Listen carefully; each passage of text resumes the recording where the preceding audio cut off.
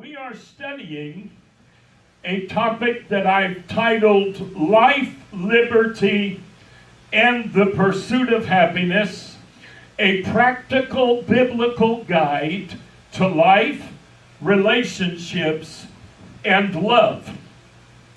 This is a subject matter that honestly I believe oftentimes it is not addressed in any church with any great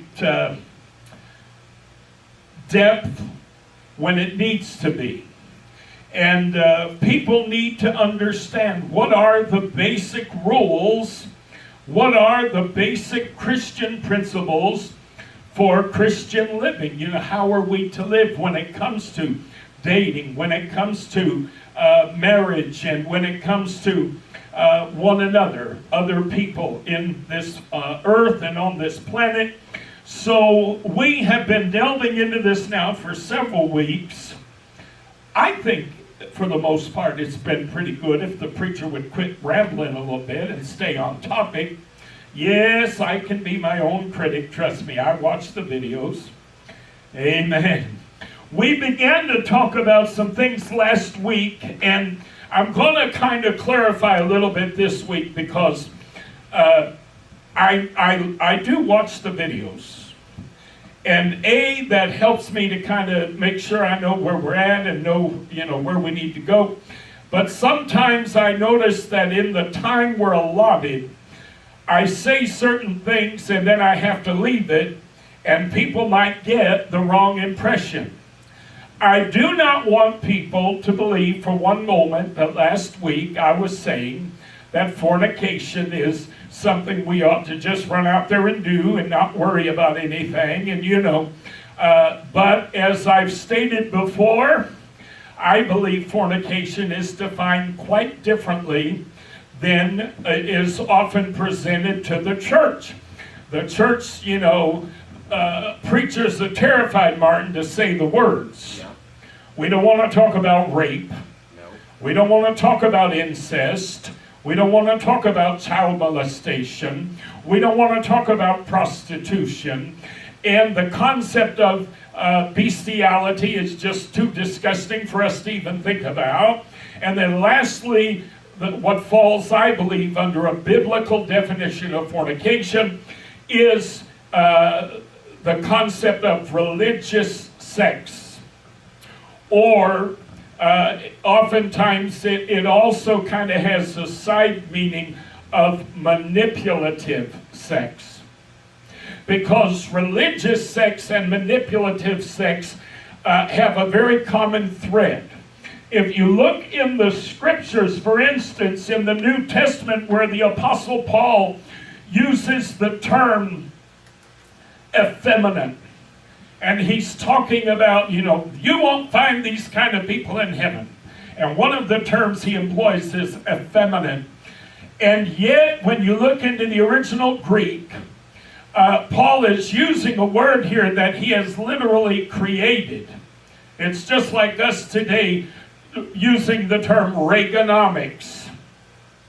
Now, if you didn't live during the Reagan era, and if you haven't studied history, you might not know what Reaganomics even is. Reaganomics still exists today, but nobody calls it Reaganomics anymore because Ronald Reagan is no longer president. Reaganomics is the concept of trickle-down economy.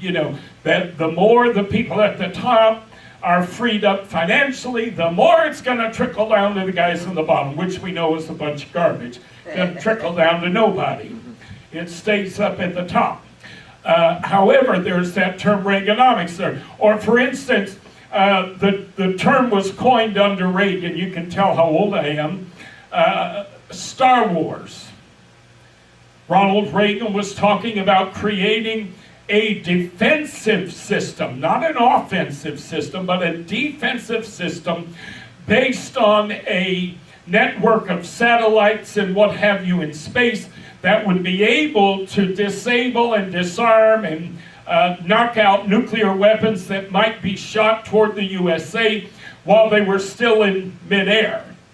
And while he presented this idea, this notion. The press just, chopped him up, chewed him up, and spit him out. And they created what they thought would be a derogatory term, Star Wars. Oh, isn't this corny? Isn't this stupid? Well, now we look at it in the year 2018 and we say, my, what an interesting idea that would be. That is something we ought to look at. But back in the 1980s, it seemed so science fiction. It seemed so far ahead of its time that people just mocked the notion of defensive system based in space. So there are terms that we coin that you might not have any understanding of whatsoever unless you understand the history, unless you understand the context.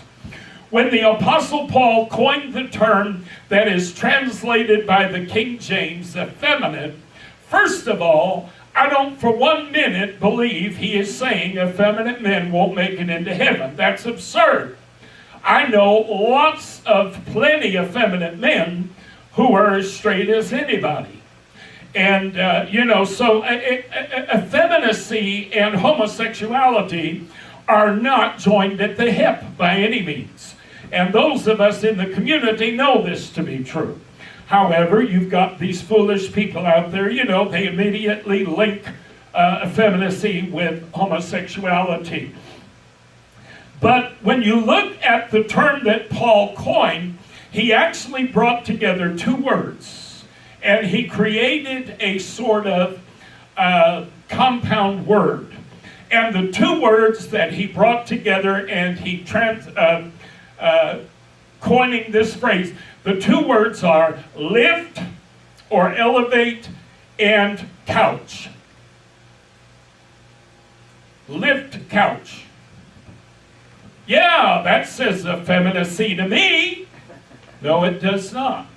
But when you understand the history, when you understand the Jewish faith, then you understand that Paul was referring to going to bed or sleeping with someone, having a sexual experience with someone in an effort to be elevated or to attain something. This is not the same as prostitution. For instance, you've heard the term casting couch. Right now, we have a major Hollywood figure who is facing major jail time because he made it a regular practice to come on to women, promising them roles and promising them position, all based on their willingness to engage in sexual conduct with him.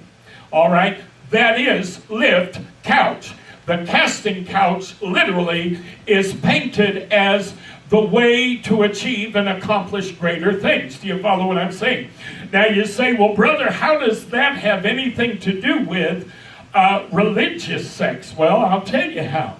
In the concept of religious sex, now, we look at that whole idea and say, what in the world is he talking about? Religious sex. Well, it's not real common in our world today. Most of our major religions today are not phallic-based. They're not all about sex like they were in ancient times. In ancient times, sex played a major role in your ancient phallic and your pagan religions. And matter of fact, just like Sodom and Gomorrah, just like the children of Israel that we talked about last week, engaging in a religious orgy. Those sorts of orgies, and by the way, the orgy engaged in by the people of Israel in the wilderness, waiting for Moses to come down from the mountain, was the identical same type of orgy that was going on in Sodom. It's the identical same thing. If you look carefully at the story of Sodom, you'll find that all members of all genders were engaged in this orgy. It was not a male thing. There were not a bunch of homosexual men who had come to Lot's house wanting these angels, thinking them to be men, wanting them to engage in some sort of sexual orgy. That's not what happened. If you look at the story, it says very plainly, all the men from every quarter, all the men, and then it says all the people. If you look at the original Hebrew, you find out that those three words, men, and people, all came from the same term, and they all mean simply people. But just like you refer to people, as it were, humanity, as men, that is what they did in the story of Sodom. They said all the men. It meant people. It did not mean males. The word that is used in the story of Sodom, that is translated men, is not the Hebrew word for male. It's the Hebrew word for people. When you look at the story in the Exodus of the people of God from Egypt, when they get into the wilderness and Moses is delayed coming out of the mountain, and they create the golden calf, and then they begin to worship it as they have seen done in Egypt. Part of the worship practice involved here was religious sex. They began to have an orgy. Many of your ancient pagan religions used sex as a means, or let me rephrase that, they used a sex act as the means for achieving elevation or blessing or advancement. People literally would go to the temple, had nothing to do with attraction, had nothing to do with relationship, had nothing to do with love or anything else, didn't even have to do with lust.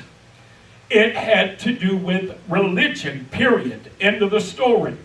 And you would have to engage in a sexual act with one of the priests or one of the temple representatives, because oftentimes there were far more parishioners, as it were, than there were priests and what have you. The temples would actually employ people who would represent the temple so you could engage in sexual acts with them. Those people were called temple prostitutes. The word that you see translated in the King James as sodomite is literally translated temple prostitute.